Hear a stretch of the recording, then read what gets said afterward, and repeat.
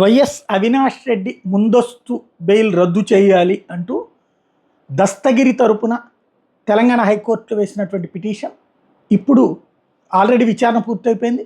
రేపే తీర్పు రాబోతుంది. అది అత్యంత కీలకం. ఈ దశలో కనుక ఆయన బెయిల్ రద్దు చేస్తే ఎన్నికల మీద ప్రభావం చూపెడదు. పక్కన షర్మిల, సునీత, మరొక వైపున సౌభాగ్యమ్మ, ఇంతమంది అటాక్కి ఇది యాడ్ అవుతుంది. అది షర్మిలకి యాడెడ్ అడ్వాంటేజ్ అవుతుంది. అదే కనుక ఇక్కడ కనుక కొట్టివేయబడితే పిటిషన్ మొత్తం ఇక అవినాష్ రెడ్డికి మూడొంతులు సమస్య పరిష్కారమైనట్టు, 99% పరిష్కారమైనట్టు.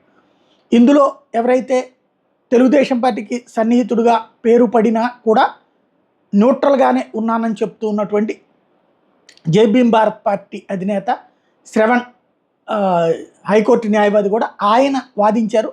ఈ నేపథ్యంలో కీలకమైనటువంటి పరిణామం రేపు దాని మీద తీర్పు రాబోతుంది. ఇక్కడ చాలా కీలకమైన పాయింట్స్ ఏం రైట్ చేశారంటే, ఒకటి, దస్తగిరిని బలవంతంగా జైల్లో పెట్టారు. ఏదైతే తను ఒక అమ్మాయిని కిడ్నాప్ చేసినటువంటి కేసులో లవ్ మ్యారేజ్ చేసుకున్నటువంటి వాళ్ళలో అమ్మాయిని కిడ్నాప్ చేసి ఎత్తుకుపోయారు. ఆ వ్యవహారానికి సంబంధించినటువంటి కేసులో అరెస్ట్ అయ్యి జైల్లో ఉంటే అది ఈ కేసులో కావాలని చెప్పి చేశారు, అంటే ఈ కేసులో నుంచి దస్తగిరిని బెదిరించడానికి పెట్టారు అంటాం. అట్లాగే అతను జైల్లో ఉండగా చైతన్య అక్కడికి వెళ్ళారు అన్నటువంటి పాయింట్లని ప్రధానంగా వాదించుకొచ్చారు.